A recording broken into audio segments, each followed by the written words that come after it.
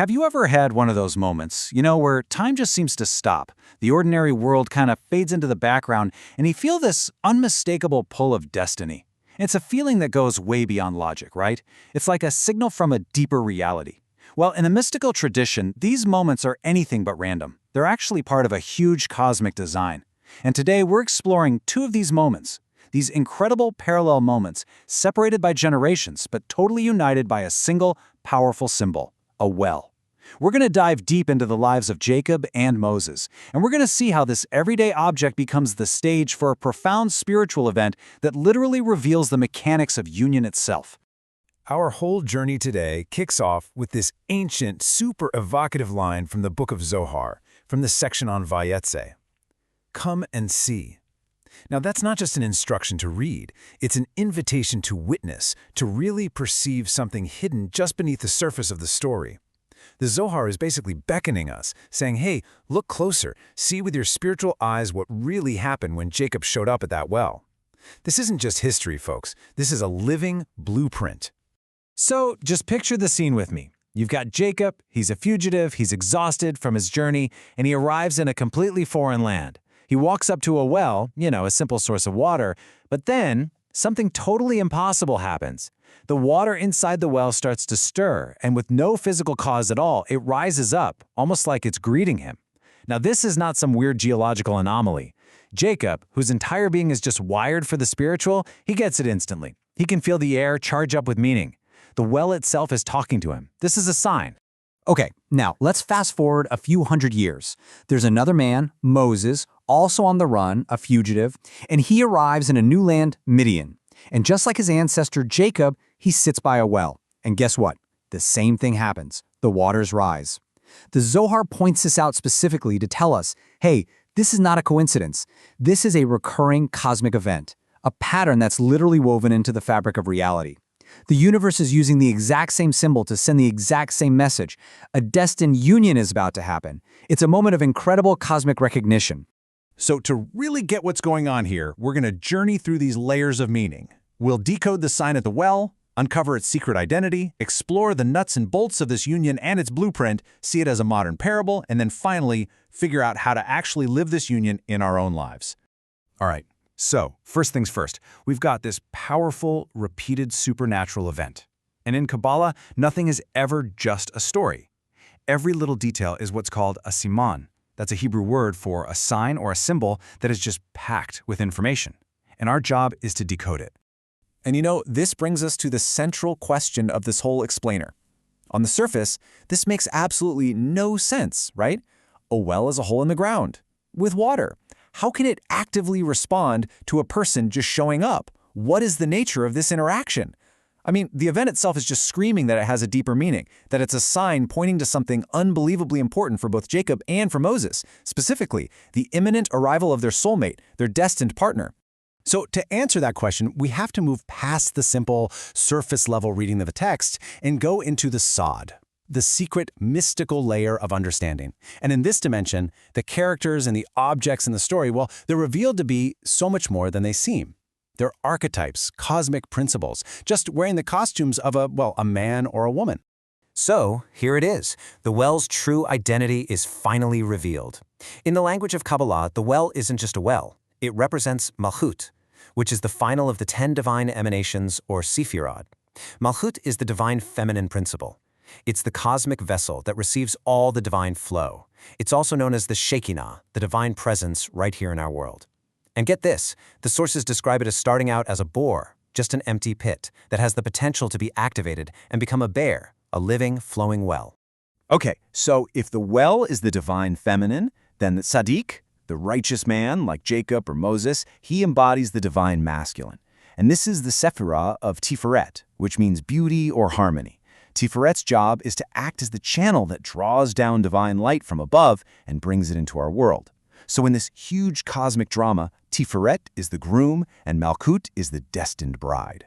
And this chart just illustrates the dynamic between them perfectly. You've got Malchut, the well, which is the vessel, and you have Tiferet, the Tzadik, who is the light that fills it. Malchut is the receiver, Tiferet is the giver. Now, this next part is absolutely crucial. Malchut represents this concept of arousal from below. It's the world's deep yearning and desire for connection. Tiferet represents the response from above, that divine flow that answers the yearning. One is immanence, the divine in the world. The other is transcendence, the divine flowing into the world. They are literally two halves of a whole, just destined for union. Okay, so now that we've identified the players, let's get into the spiritual physics of what's actually happening. Because that rising water isn't just a pretty symbol, it's a precise spiritual mechanism in action. This is the real core of the event.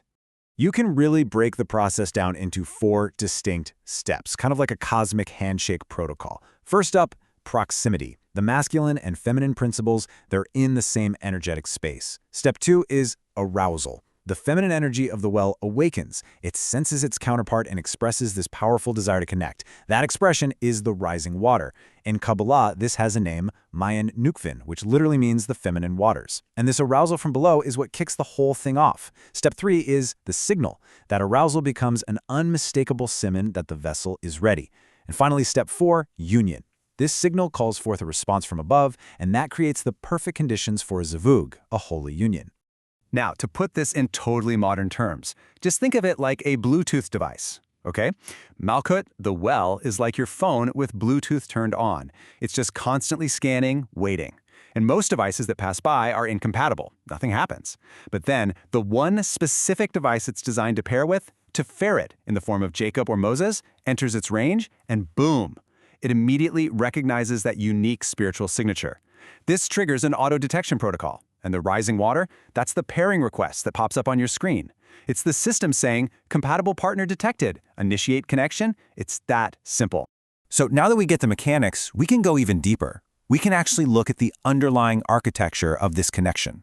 See, the Kabbalistic sources reveal that this union isn't just some poetic idea. It is based on a precise spiritual and numerical blueprint that's encoded into the very structure of reality. So the most fundamental number here is 2 becoming 1. From this mystical perspective, the entire purpose of creation is this constant drive toward yichud, or unification. You have 2 separate entities, the giver and the receiver, the light and the vessel, and they are just yearning to merge and become a single perfected entity. This is the ultimate goal of every sacred pairing, every zavug. But for that union to actually be stable and harmonious, the number 3 is absolutely essential. This refers to the 3 pillars of the Sephirotic tree.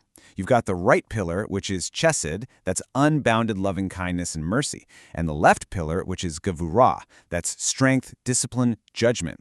Now, a union based purely on mercy would just fall apart, it would have no structure, and one based purely on judgment would be way too harsh to even survive. Tiferet, the principle that Jacob and Moses embody, is the central pillar.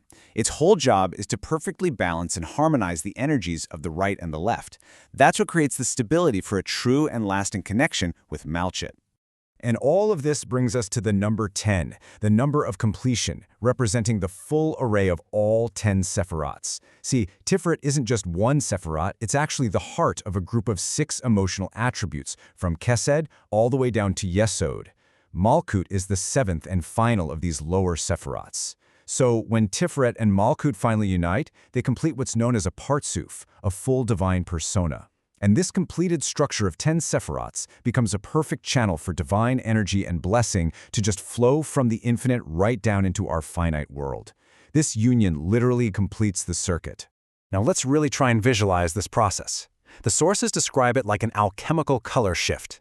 So before the arrival of its destined partner, Malchut, the well, is in a state of potential, but it's a concealed potential. Its waters are described as being dim or dark. The light is in there, but it's hidden. And this darkness symbolizes a state of judgment, of separation, of unfulfilled purpose. It's a bore, a pit, not yet a bi'er, a flowing well.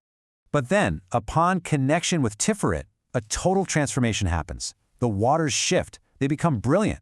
And what color is this brilliance? It's a harmonious blend. The sources talk about the white of chesed, which is mercy, and the red of gevurah, which is judgment, being perfectly mixed and balanced by Tiferet. This beautiful blended light shining up from the well is the visual confirmation that the vessel is now harmonized, it's balanced, and it's ready for complete union. It has gone from being a pit to a well of living waters. Okay, I know. This is a deep, complex, mystical framework. But the absolute beauty of this story is that its core truth can be translated into parables that anyone, and I mean anyone, can understand. It's a totally universal pattern. So for a younger audience, you could explain it just like a video game. Imagine a huge open world, and hidden somewhere inside it is a dormant, magical well. For years, nothing's happened. Then you, the player character, the chosen hero, you arrive. You've got a unique spiritual key or signature that no one else has. And as you get close, the well senses you. It activates. Its waters start to glow and rise up. A message pops up on the screen. Destined Partner Quest unlocked. And your new mission is to find that partner and, through your union, restore harmony and balance to the entire world. And for a more adult, technical mind, we can use the language of cosmic engineering. Think of the universe not as empty space, but as this matrix of interconnected energetic systems. Malchut and Tiferet are two of these systems, and they're specifically designed for what engineers would call resonant coupling. They're tuned to a specific frequency. So when the Tiferet system, through the spiritual work and righteous actions of the Tzadik, achieves the perfect frequency and alignment, and it enters the proximity of the Malchut system, it triggers an auto-synchronization protocol. The rising waters are just a visible manifestation of that energy field reconfiguring itself, getting ready for total system integration. So we've journeyed from an ancient story to deep mystical mechanics and all the way to modern parables. Now let's bring it all home and see what this means for us, right here, right now. Because this was never just a story about Jacob and Moses. It's a story about all of us. The key takeaway is this. The sign of the well is a timeless blueprint for every single authentic connection we seek in our lives. I don't care if it's with a partner, a friend, a community, or with the divine itself, the pattern holds. What it teaches us is that true connection isn't just luck. It requires readiness, it requires compatibility, and most importantly, it requires a conscious, active desire to connect. That is our Mayan Nukvin. That's our arousal from below.